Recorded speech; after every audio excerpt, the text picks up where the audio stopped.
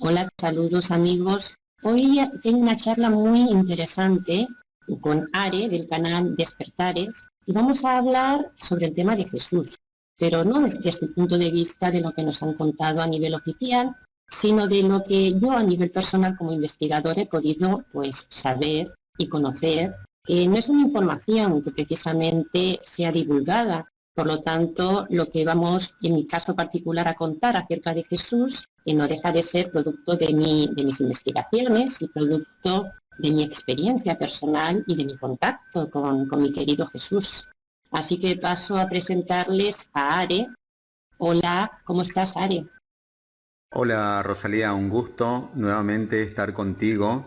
Le queremos comentar antes a nuestros amigos que estuvimos hablando previamente con Rosalía de no planificar esta charla justamente porque era un tema tan importante y tan delicado y quisimos que salga algo completamente espontáneo, digamos. Así que vamos a tratar de hacer una serie de videos para hablar justamente del tema de Jesús, porque es un tema realmente enorme y hay muchísimos temas que se van relacionando y para hacer en un solo video realmente iba a ser muy largo. Así que la idea era justamente de hacer varios videos y bueno, vamos a ir como quien dice, viendo sobre la marcha para que salga algo natural, algo espontáneo. Ese es el objetivo, ¿no? También un poco llegar al corazón, un poco de cada cual, depende, asumir aquello que le vibra o que no le vibra, ¿no? Es decir, llegar a sus propias conclusiones. Pero un poco de lo que se trata es de fluir de manera natural, de que la fuente nos inspire en esta charla, de que podamos hablar pues lo mejor, lo más profundamente posible de Jesús y desde el punto de vista, pues eso, desde la inspiración, desde el corazón. A mí lo que me nace ahora es hablar, en primer lugar, de la figura de un ser extraordinario que tiene mucha relación con la fuente. Es la mayor conexión que hay con la fuente, es Jesús. Jesús y la fuente realmente para mí no hay una distinción. Para mí Jesús y la fuente es todo. Tal es así, Are, que bueno, tengo conocimiento de que Jesús es el creador de este universo en el que estamos. Es más, que Jesús vino a este universo para que aquí nosotros pudiéramos vivir bajo una situación de más protección, de más luz espiritual y las batallas que se llevaron a cabo en el antiguo universo. Luego, ¿de qué estamos hablando? De un ser tan excepcional que no solo es el creador de este universo en el que estamos, cuidados y protegidos. Después sí es cierto que con el tiempo vinieron los conflictos, pero bueno, no solo es el creador, sino que es de alguna forma parte de la fuente es parte de él, luego nosotros somos parte de Jesús de alguna forma, porque formamos parte cada uno de nosotros de un todo. Exactamente. Rosalía, hay una cierta información, no sé si vos la tenés, como vos dijiste que Jesús es el creador, digamos, de este universo, de este mundo. Había escuchado yo por ahí que, digamos, el universo está como dividido o regido por diferentes seres de luz, seres muy elevados, y Jesús es como al que le correspondería, digamos, toda esta zona del universo. Bueno, yo pienso que si él es el creador del universo, todo el universo le corresponde a él a nivel de que él regenta a nivel espiritual como maestro y como mago, regenta el universo y cuida y protege de todas las criaturas que habitan en él. Bueno, se dice que el universo partió o nació a través de un portal que se abrió en la zona en donde está Lira, la constelación de Lira, pero donde realmente se instaló Jesús, se instalaron los pleiadianos, por eso les llamamos pleiadianos, fue en las Pléyades, claro, y en concreto en Alción. Y después, desde las Pléyades, pues salieron a crear y a formar el universo distintos seres que fueron transformando su apariencia física con el tiempo, que fueron creciendo de forma incluso independiente, de la fuente me refiero, y estamos hablando en concreto de una raza que se creó en Orión y de la que nacieron los reptilianos, pues manipulando pues la genética pleiadiana, porque todos teníamos y tenemos genética pleiadiana, ¿no? Pues manipulando esa genética se instalaron en Orión y desde allí libraron una batalla enorme pues contra el resto de los habitantes del universo. ¿Para qué? Para tener el control de todo el universo, para tener el dominio y demás. Y desde entonces hay una facción que llamamos pleyadianos buenos, que está liderada por Jesús, y otra facción de pleyadianos malos, puede ser Orión, los cuales están liderados pues en este planeta por los Anunnaki, que llegaron hace tiempo a dominar a los seres humanos, que implantaron las religiones, que nos engañaron. Bueno, los Anunnaki, que fueron quienes asesinaron a Jesús. ¿Por qué? Porque ellos instauraron en este planeta el sacrificio ritual.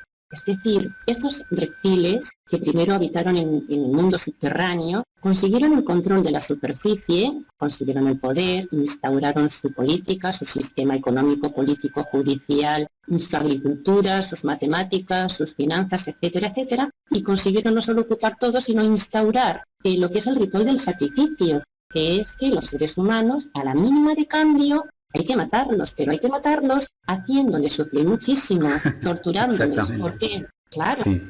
Porque es que los reptiles, los reptilianos, trabajan para los dracos, para los dragones. Y los dragones se alimentan principalmente de lo que es la energía del sufrimiento. Si no hay energía del sufrimiento, esa energía del bajo astral, esa energía, entonces ellos no serían tan grandes. Hay dragones que tienen hasta 7 cabezas, 4 alas. Hay dragones enormes que pueden medir, pues comparación con los humanos, que no llegamos ni a los 2 metros de altura. Hay dragones que pueden medir 10 metros de altura. Y claro, ellos, ¿por qué se hacen tan grandes y poderosos? ¿Y por qué en base a ese enorme tamaño han adquirido tanto poder? Porque se alimentan de la energía humana.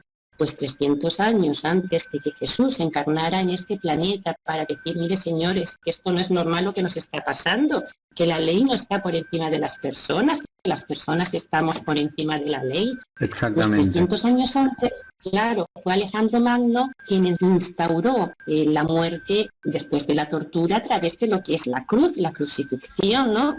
Y entonces fue así como asesinaron a Jesús, torturándolo, y después, pues eso, como un sacrificio ritual. ¿Para qué? Pues para alimentar a los dragones. Con el tema de las religiones, a nosotros nos inculcaron durante toda nuestra existencia el hecho de que somos pecadores.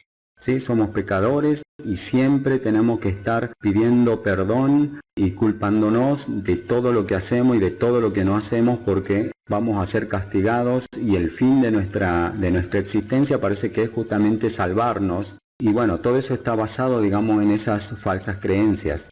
Claro, en la mentira y en la manipulación, cómo se puede mantener a las personas esclavizadas. Además, somos esclavos a través de la ley, de forma legal. Es decir, es la ley la que permite que nosotros estemos supeditados incluso al día de hoy a tener que vivir miserablemente, a tener que estar supeditados a un sistema que bien sea el Estado, bien sea las corporaciones o lo que sea, que nos exigen que estamos esclavizados. Pues en aquella época mucho más. Al día de hoy podemos decir que hay determinados contratos a través de los cuales la religión hace que los seres humanos entreguen su libre albedrío, por así decirlo, ¿no? Como es el bautizo, que es un contrato, o como es la comunión, incluso el matrimonio es un contrato. Y a lo largo de nuestra vida nos han tendido una trampa para que realmente hagamos contratos y pactos con el diablo, por así decirlo. Y todo eso nos han dicho que era en nombre de Jesús. Y entonces lo que han hecho a través de la religión es esclavizarnos en nombre de Jesús, cuando eso es falso, completamente falso. No sé si te diste cuenta que absolutamente todo gira en torno al sufrimiento. O sea, parece que lo mejor que uno puede hacer es ser pobre. O sea, siempre te inculcan el sacrificio, el ser pobre, el sufrimiento. Mientras más sufrás, mejor, ¿sí? Recibís o sos digno de merecer el reino de los cielos. Si te despojás absolutamente de todo, sos miserable, pobre, mejor a los ojos de ese Dios. Y todo gira en torno a eso, digamos. Claro, es que dime tú, una persona que sea millonaria, que sea un esclavo.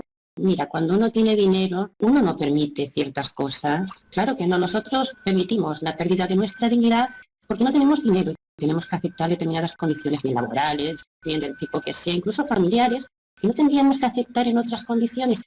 Pero claro, no les interesa, porque la esclavitud se basa en eso, en que el esclavo crea que no tiene derecho a nada, que lo que está haciendo es lo que le va a permitir la salvación. Y por supuesto no puede rebelarse ante el amo, tiene que sumisamente aceptar todo lo que éste le dice, porque de esa manera recibirá un supuesto regalo que además es en el más allá, ni siquiera es en el más acá, es en el más allá.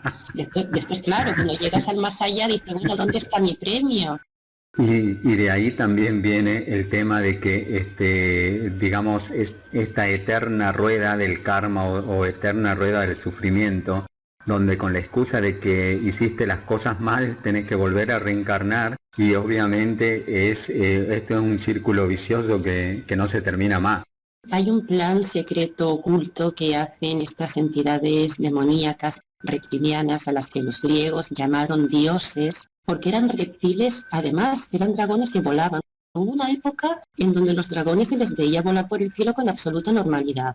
Ellos eran los amos del mundo. Bueno, ya no te digo nada de la época de los dinosaurios, sino incluso más reciente, después del diluvio. Se les veía volando. Fueron considerados dioses con sus alas, ¿verdad? Dioses, ángeles, porque tenían alas y podían volar. Todos estos seres al final consiguieron esclavizar a los seres humanos y hacer que nosotros vivamos supeditados ofreciéndoles constantes sacrificios, ofreciéndoles nuestra vida, ofreciéndoles nuestra energía, constantemente adorándoles, constantemente haciendo lo que ellos quieren, siguiendo sus normas. Y sí podemos liberarnos, de hecho, nos hemos liberado. Cuando viene Jesús no viene porque sí, porque Jesús no es cualquiera. Jesús es la parte más importante de nosotros, es una parte importante, como digo, de la fuente, es la fuente. El trabajo de Jesús no es lo que vemos a nivel físico que él hizo, sino lo que él continúa haciendo a nivel espiritual. Él es el que ha conseguido vencer a todos esos dragones que nos han manipulado y que nos han manipulado hasta hace poco. Él es el que ha conseguido, el que ha liderado una organización interplanetaria, digámoslo así, en donde, trabajando mutuamente todos nosotros, como formando parte de esta obra sin ser conscientes de ello, muchos de nosotros, pues hemos conseguido este éxito, vencer a los dragones. Y eso lo ha conseguido Jesús, liderando como comandante en jefe de una operación perfectamente planificada. Y entonces podremos liberarnos de lo que es la rueda de la reencarnación. ¿Por qué? Porque es una trampa. Cuando uno desencarna, te esperan unos seres que se disfrazan de santos, que son ellos, ¿vale? Y que te dicen, bueno, si vuelves a encarnar, nosotros te aseguramos que vas a tener una buena vida, etcétera, etcétera. Y en el fondo es para que firmen un contrato, para que ellos les cedan su energía vital, que es lo que ellos quieren, energía del sufrimiento. Por lo tanto, lo que van a causar a esas personas es sufrimiento, constante sufrimiento. Y esas personas han firmado un contrato sin ser conscientes de ello. Pues eso se va a romper y en eso Jesús ha estado muy activo para romper todos esos contratos. Yo creo que cuando uno ya empieza a ver mucho más allá, es tan fácil darse cuenta porque uno puede razonar absolutamente todo lo que pasa en la vida, todo lo que pasa en el mundo. Entonces empieza, como quien dice, a atar cabos y como que empieza a despertar, ¿no? De lo que está, de lo que ocurre realmente.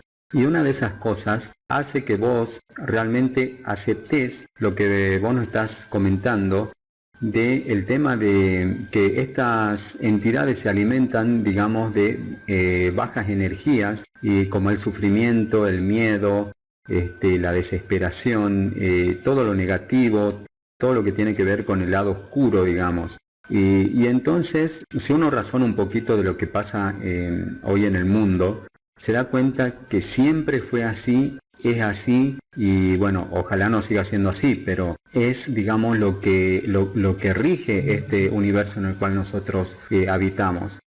Entonces, por ahí también muchas personas en momentos de desesperación, en momentos de angustia, en este caso hablando un poquito ya también de las religiones, la gente que cree mucho, por ahí cuestiona la existencia de Dios y más allá de que sea religioso o no, o si no, nunca reciben esa ayuda. Lo que pasa es que justamente eso, digamos, está todo tan manipulado y tan organizado para que sea así, siempre lo negativo, siempre lo malo, porque como bien dices, este mundo está regido por esas entidades y justamente esas son energías que ellos necesitan, digamos, como alimento, como medio de subsistencia. Sí, yo sí veo una evolución en todo ese sufrimiento desde el diluvio, que fue un sufrimiento inmenso para millones de personas. La mayor parte de la población humana perdió la vida en el diluvio. Un sufrimiento muy grande para los supervivientes, que no pudieron pues comer porque no pudieron cultivar, no tenían comida, todo fatal, ¿no? La Inquisición fue tremenda. ¿Cómo se juzgaba? Porque mira, tengo un pleito con el vecino, pues le voy a acusar de Exactamente. que es un brujo, de que yo qué sé. Y ya está, y te vienen y te, sacrificio gratis, cuantos más mejor. Avanzamos, ¿verdad? Llegamos hasta el momento en el que estamos ahora. Claro que es duro, pero yo creo que nuestros antepasados han sufrido muchísimo más que nosotros y que conforme va avanzando las nuevas generaciones, pues van sufriendo menos. Yo eso es lo que yo he percibido, como esa manipulación de los dragones, de los reptilianos, de querer romper la familia, de querer romper el amor, de que no tengamos dinero, de que estemos enfermos, de que nos muramos, porque esa es la manipulación de la que ellos se alimentan y cómo mantienen bien a los esclavos y cómo evitan que podamos conectar con elevadas dimensiones, porque ojo, cuando estamos sufriendo estamos vibrando en una baja dimensión. Cuando estamos sufriendo estamos en la tercera dimensión y cuando somos felices estamos en la cuarta dimensión. Entonces ellos evitan que nosotros lleguemos a la cuarta dimensión y lleguemos a vibrar en esa dimensión porque ahí es fácil la conexión con seres de otras dimensiones y podemos recibir la ayuda de esa manera. Fíjate tú la trampa, hasta qué punto llegan, ya no solo porque se alimenten de esa energía, sino porque no les interesa que vibremos más alto. Pero insisto, yo he visto una evolución, cuánto sufrimiento a lo largo de la historia, pero mira, si nosotros podemos decir que al día de hoy han sacado a miles y miles y miles y miles de niños de túneles subterráneos, donde estaban siendo manipulados por entidades reptilianas, si esto no es un éxito o es el fin de la era draconiana, yo así lo veo, no sé tú, Ari. Exactamente. Vos sabés que hace un tiempo atrás jamás nos hubiésemos imaginado que cosas como esa hubiesen salido a la luz. Pero sin embargo, ocurrió y va a seguir ocurriendo, digamos, como así también van a seguir cayendo muchas más personas que están al frente de todo esto. Y lo mejor de todo es que no solamente lo vamos a saber nosotros, o sea, lo que estamos en este tema, lo que estamos más ligados, digamos, a la investigación y no nos guiamos mucho por los medios oficiales, porque realmente todo lo oficial forma parte de lo mismo, digamos, de la misma corporación. Cosas como esta no te van a informar nunca. Pero la gente tiene que saber que ese tipo de cosas ocurre y está ocurriendo y va a seguir ocurriendo. Y van a empezar a caer, digamos, personas con cada vez mayor poder, ¿sí? Y que están al frente de todo esto. Y como bien dices, la liberación de todos estos niños que estaban, digamos, en túneles subterráneos, realmente fue una noticia tan grande que yo jamás me imaginé sinceramente que se iba a poder hacer, por lo menos en esta época. Sí, quizás más adelante, porque digamos está cambiando absolutamente todo, pero cosas como esas sí te dan muchísima esperanza y te marcan la pauta también de que las cosas están cambiando, ¿no? Y están cambiando para bien, digamos. Y también quería acotar sobre la evolución, digamos, del sufrimiento. Sí, tenés razón, porque incluso, fíjate vos, cómo estas entidades utilizan absolutamente todo, porque es un plan tan perfectamente diseñado en el cual nosotros estamos, que utilizan todo para generar ese tipo de cosas. Y sobre todo el tema de las religiones, fíjate vos que el tema de la matanza de la gente que murió por conflictos religiosos, yo creo que si se suman a lo largo de la historia de la humanidad, es mucho más de todas las guerras mundiales juntas. Por ejemplo, en la época de la Inquisición, que vos nos comentabas, también de las cruzadas, todo en nombre, digamos, del Evangelio, en nombre de las religiones, ¿no? En nombre de su Dios, que es un reptil y es un dragón. La antigua serpiente es un dragón. El diablo es un dragón. Es la antigua serpiente que ha engañado al mundo, llamándose Cristo. Cristo en el fondo es una palabra que en griego significa Mesías. Y encarnando en la superficie para llevar a cabo su misión, la misión de dominar el mundo. Entonces, claro, es el gran usurpador y no deja de ser eso, un dragón El tema de las religiones no tiene absolutamente nada que ver ni con Jesús ni con el Dios verdadero, o la fuente original, o la fuente de luz, o llámenlo como quieran. Y cuando hablamos de Jesús no estamos hablando de una religión específica. Directamente no hablamos de religión. Con el tema específicamente de las religiones, como vos explicabas, acá lo más importante es la libertad. Porque, a ver, si se ponen a razonar un poquito, se van a dar cuenta de que alguien que nació, por ejemplo, en América o en América Latina, lo más seguro es que sea católico. Pero ¿qué hubiese pasado si esa persona nacía, por ejemplo, o encarnaba no sé, en China? Ni siquiera iba a llegar a conocer a Jesús. Hay muchos chinos que ni siquiera saben de la existencia de Jesús, no lo conocen y tienen otras religiones completamente diferentes. Lo mismo los musulmanes, lo mismo los judíos y así, digamos, con cuántas religiones existen en todo el planeta. Entonces eso nos marca las pautas de exactamente qué son las religiones, porque si eso sería verdad, estaríamos hablando de una única religión universal. La misma palabra religión viene del latín religare, ligar, unir, atar. Es como la palabra islam, someter.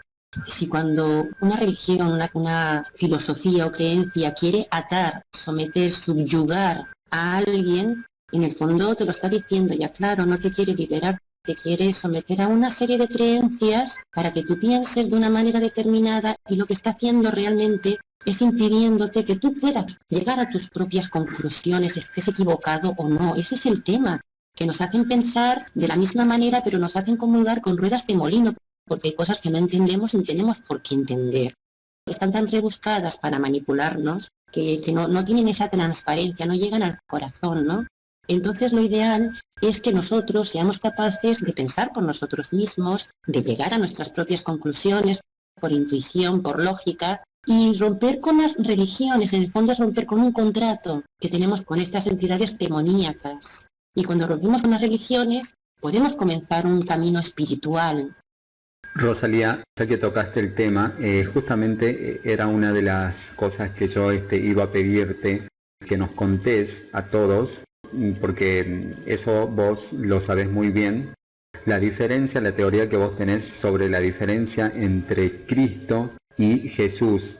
¿Y a qué se refiere específicamente Cristo? Porque sé que está relacionado a Horus, a Isis, y porque, a ver, esa historia que muy pocos la conocen o casi nadie, es una historia calcada que nos muestran, digamos, de Jesús, incluso desde el nacimiento. Es una historia que se amoldó o se acomodó a la historia que nos cuentan ahora a través de la religión católica, pero puesto, digamos, como Jesús. Esta historia nació en Egipto. En Egipto los 4 evangelistas escribieron el Nuevo Testamento, que es donde aparece la figura de Cristo. Y realmente lo que estaban escribiendo era la historia del Cristo, del Mesías, de los Anunnaki, de los reptilianos, que no es Jesús, que a Jesús lo asesinaron, a ver si queda claro, lo asesinan, lo matan porque no lo quieren, no precisamente porque lo quieran y dicen, bueno, pues ahora lo matamos para hacer una religión en su honor. No tiene sentido. Lo asesinan por molesto. Y entonces crean una historia falsa para que nosotros pensemos que se trata de Jesús. ¿Por qué? Porque la gente de esa época estaba enamoradísima de Jesús. Porque conocer a Jesús era enamorarse de él, sentir su energía, sentir su amor en la distancia. Era algo mágico, un espectáculo estar al lado de Jesús. Entonces la gente se enamoraba de Jesús como yo vivo enamorada de Jesús. ¿Es así? Entonces, claro, cuando asesinan a Jesús, tienen que contar una historia falsa y decir, oye, ¿por qué lo asesinaron así? Y crean una religión en su nombre que dicen que trata de Jesús, pero que en realidad trata del Mesías. El Mesías en quién Anunnaki, en quién encarnó en distintas ocasiones en la superficie de la Tierra, porque él tiene su base en Agartha, en el mundo subterráneo de Shambhala. Enki encarnó como Horus y según nació tuvo que huir de Egipto y llegó a la India. Huyó porque lo estaban persiguiendo. Entonces en la India vivió mucho tiempo y de mayor regresó a Egipto con un gran ejército, un ejército compuesto con una tecnología extraterrestre, vaya. Un ejército enorme llegó a Egipto, la llamada Guerra de Troya, para quedarse con lo que era el imperio de Egipto, que gobernaba su tío Set. La historia de Horus, bien desde su infancia, bien desde el bautizo, porque Horus fue quien instituyó el bautismo, bien sus 12 apóstoles, porque Horus tenía 12 apóstoles, una serie de cosas como lo de Lázaro, resucitó a tal Lázaro. Claro que tenía poder sobre la vida y la muerte, claro, porque era Enki. Enki es el que aporta el poder para que una persona se muera, pero también la puede científica o médicamente resucitar perfectamente. Entonces, esos poderes los tenía Horus. Y Horus, a fin de cuentas, el Nuevo Testamento lo que habla es de todas esas hazañas, de cuando él era niño, después cómo reaparece de mayor, cómo predica en el templo. Yo a Jesús no lo veo predicando en un templo judío, porque no tiene sentido. A los 12 años decía, cuando vino como un ser muy evolucionado a decir que las religiones son malas, que la ley nos esclaviza y es mala, no va a predicar a un templo del judaísmo. Son contradicciones. ¿Por qué? Porque todo esto hace alusión no a Jesús, sino a Horus. De hecho, es significativo como algunas palabras que el Nuevo Testamento pone en boca de Jesús, como son las palabras finales de Dios mío, ¿por qué me has abandonado? O en tus manos encomiendo mi espíritu. Son textos literales del Antiguo Testamento. Del Antiguo Testamento sacaron partes importantes que metieron en el Nuevo Testamento, pues esos evangelistas que trabajaron desde Alejandría, que trabajaron en Egipto para crear esta historia. Es una historia egipcia 100%, pero que cristianizaron. ¿Para qué? Para que todos esos fervorosos y amorosos seguidores de Jesús que fueron asesinados cruelmente, pero después de haber sido torturados, pues los supervivientes pues pudieran creer que sí, que esa era la religión de Jesús y que van a seguir a Jesús. Y muchos de ellos se hicieron cristianos. Tampoco les quedaban más opciones, porque ahí te imponían la religión, o eras judío o eras cristiano. Ellos se dieron cuenta de que esto les jugaba en contra, digamos, porque aún después de haberlo asesinado, el amor que vos decís iba a ser aún más grande y la reacción de los que realmente lo seguían a Jesús y lo sentían y estaban con él, iba a ser algo, digamos, creciente, como una ola. Entonces ellos se dieron cuenta de eso y lo dieron vuelta. O sea, dijeron, bueno, está bien, a ver, esto lo vamos a usar a nuestro favor. Entonces ahí es donde ellos crean, digamos, a través de la muerte de Jesús, todo lo que vino después. Que en realidad eso no estaba planificado así, sino es que se termine justamente con la muerte de Jesús. Pero ellos se dan cuenta de que eso no iba a pasar. Entonces de ahí es donde viene todo el Nuevo Testamento y toda esta historia del sacrificio de Jesús y de que Él se sacrificó por nosotros para salvarnos del pecado y de todo eso. Entonces nuevamente utilizaron todo eso a su favor. Digamos, y esto nos marca claramente cómo es el pensamiento de ellos, cómo lo manipulan absolutamente todo y cómo lo organizan después para usarlo para su beneficio, ¿no? Y con respecto a lo que decías también de la Biblia, o sea, del Antiguo Testamento, tienen esa capacidad de tergiversar las cosas y de mezclar, digamos, verdades con mentiras. Para uno que estudie, para uno que analice, se encuentra con algunas partes que pueden ser verdad y entonces ahí es donde genera la confusión y uno se empieza a preguntar, no, pero puede ser verdad porque lo que nos están diciendo realmente ocurrió o es así, pero eso lo hacen a propósito, digamos. Y con la Biblia es una serie de documentos históricos. Yo creo más que son libros de historia, ¿no? Que te cuentan hechos, sucesos. Entonces ahí van poniendo a conveniencia de ellos todo como para que uno justamente termine completamente perdido. No sabe si es verdad, si es mentira, si ocurrió, si no ocurrió. Entonces te ponen parte de mentira, una partecita de verdad, cosa que vos quedés enganchado. Si nosotros nos ponemos a pensar, mira, el ejemplo más claro es lo que hicieron hace poco tiempo atrás, que es con el Padre Nuestro. Fíjate que modificaron el Padre Nuestro. ¿Por qué? Porque el Padre Nuestro decía, perdona nuestras deudas. El original, perdona nuestras deudas. Lo cambiaron por perdona nuestras ofensas. ¿Sabés por qué hicieron eso? Lo hicieron porque deudas monetarias, digamos, enormes, las famosas deudas que tienen muchísimos países que llaman del tercer mundo, ¿sí? Con los cuales los mantienen completamente esclavizados. Entonces, y bueno, son deudas impagables y que van a estar absolutamente toda la vida pagando, y obviamente en base a eso van a ser esclavizados de por vida. Y no podía ser, digamos, que en las celebraciones religiosas los mismos mandatarios que hacen esto digan, perdonan nuestras deudas como nosotros perdonamos a nuestros deudores. Entonces, por un lado, hacen completamente otra cosa de lo que dicen. O sea, haz lo que digo, no lo que hago, ¿verdad? Y bueno, debido a eso, justamente se cambió. Entonces, dejemos lo de deuda, porque si no, estamos acá complicados, ¿verdad? Y eso marca claramente cómo esto es cualquier cosa, digamos, el día de mañana te van a sacar un párrafo porque ya no les conviene, sino van a poner otro que se amolde al tiempo en el que estamos viviendo o a los nuevos cambios, ¿sí?, que están viniendo. Yo creo que están de capa caída las religiones, al menos aquí en España, yo no sé. Aquí yo veo que no por la situación en la que estamos, pero ya desde un tiempo para acá, antes de que sucediera esto último, las iglesias estaban vacías prácticamente. O sea, yo creo que las cosas están cambiando realmente. Claro que todo esto, como tú bien explicaste, se basa en el dinero. ¿Cómo esclavizas tú a las personas si no es a cambio del dinero? Ten en cuenta que la democracia en Grecia consistía en una élite, en una minoría de seres humanos libres, y la mayoría de la población era legalmente esclava. No tenía derecho a votar, como es lógico, y claro que se le generaban ciertas deudas que al final justificaban su ejecución. Claro que sí. ¿Y qué le hacían? Las ponían en las plazas del pueblo, desnudos, y con un letrero que decía, pues no sé, debo dinero, soy deudor. Es decir, encima humillándolo. Y había un plazo para si alguna persona pudiera pagar esa deuda.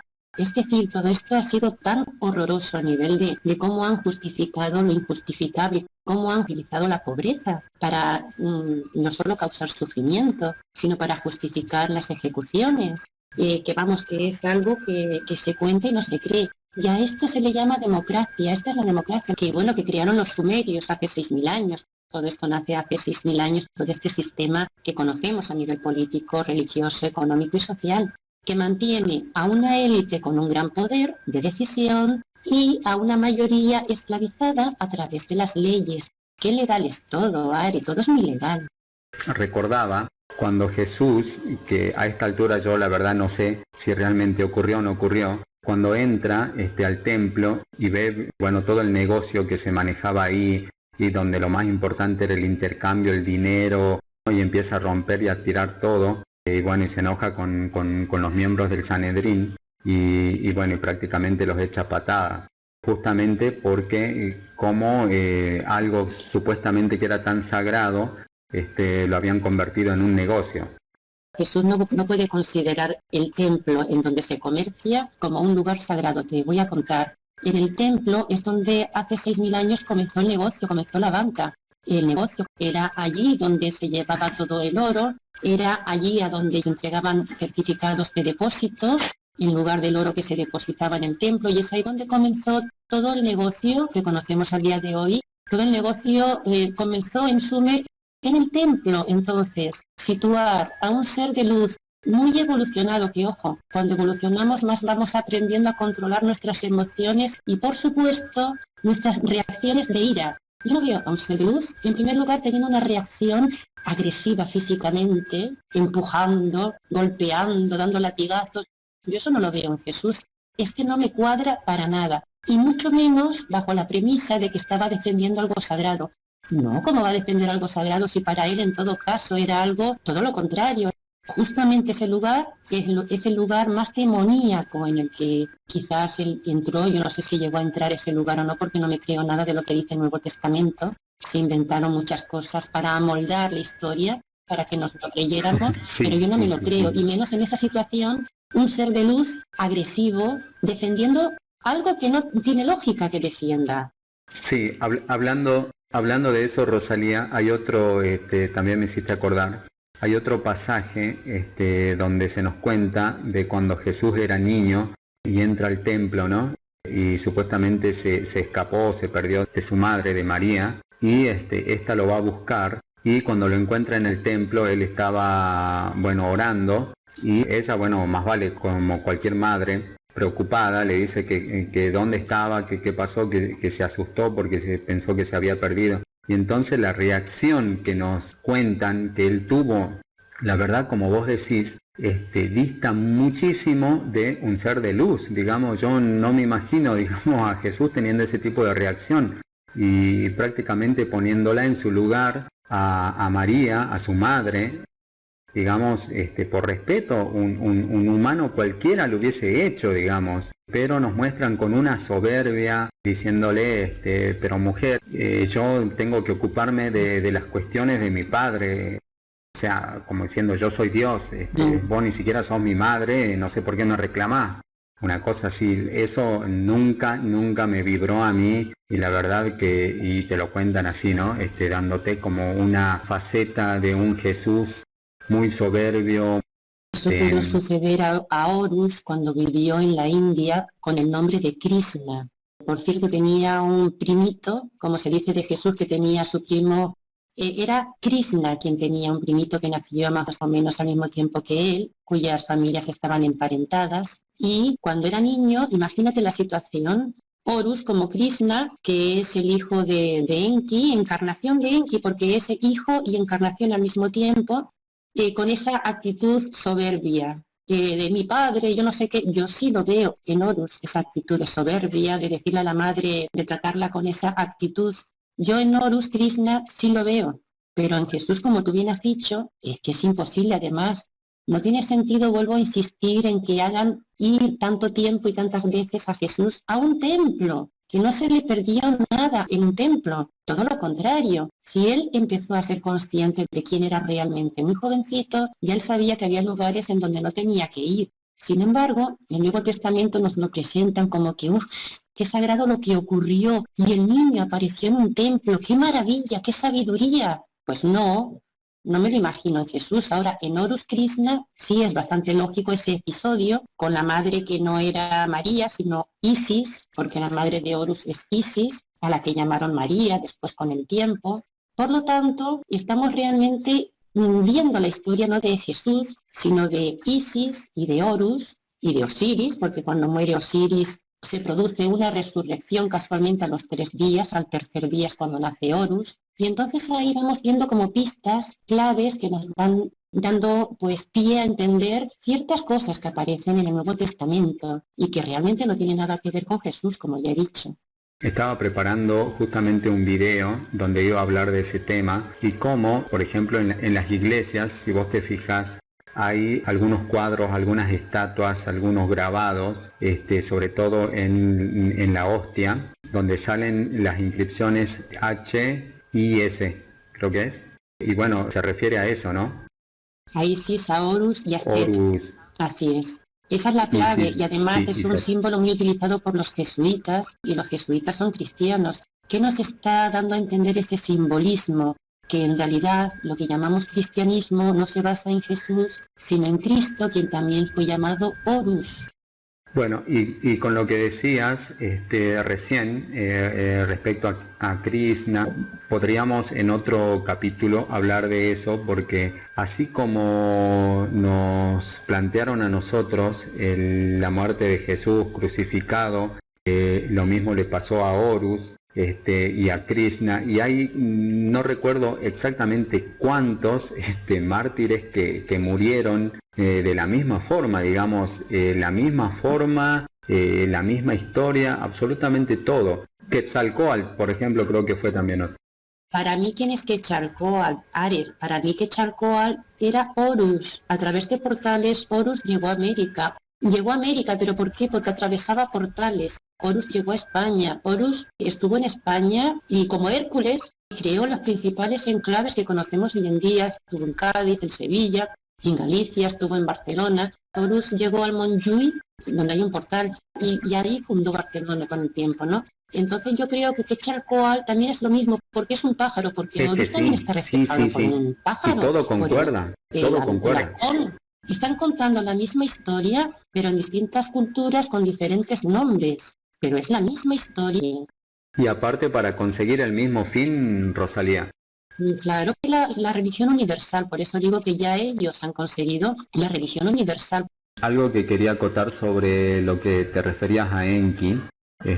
Hay muchos investigadores, algunos muy conocidos, que se refieren a Enki como el gran hacedor, digamos, el gran creador de la humanidad o el gran benefactor. Incluso hasta esperan, digamos, una intervención de él que supuestamente fue el que nos salvó en el diluvio universal y que podría hacer exactamente lo mismo ahora. Y mira, la verdad que eso a mí no me suena absolutamente para nada. Y me gustaría después hacer un programa específicamente para hablar sobre Enki, porque hay muchísimo, muchísimo para hablar y la verdad que hay mucha confusión, ¿no?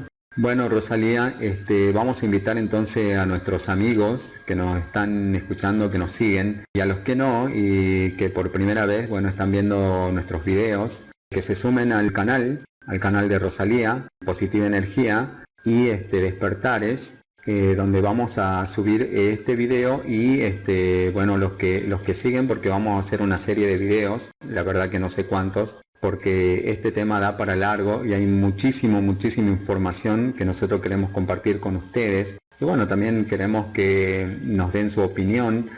Y también se me había ocurrido, ahora sobre la marcha, que podríamos dejar un último video donde la gente pueda participar y pueda hacer preguntas, ¿no? Porque, bueno, todo esto para muchos es nuevo y seguramente le está cayendo como un balde de agua fría, información que no tenían y cosas que nunca se enteraron. Bueno, y seguramente van a haber muchas dudas, muchas preguntas, cosas que quieren saber.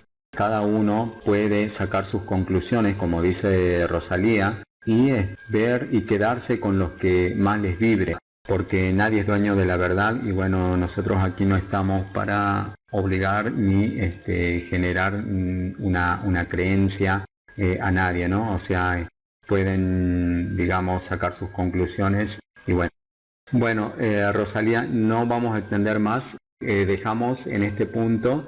Y bueno, los esperamos, como dijimos, todos nuestros amigos. Y les vuelvo a repetir, esto está siendo completamente sin ningún tipo de planificación.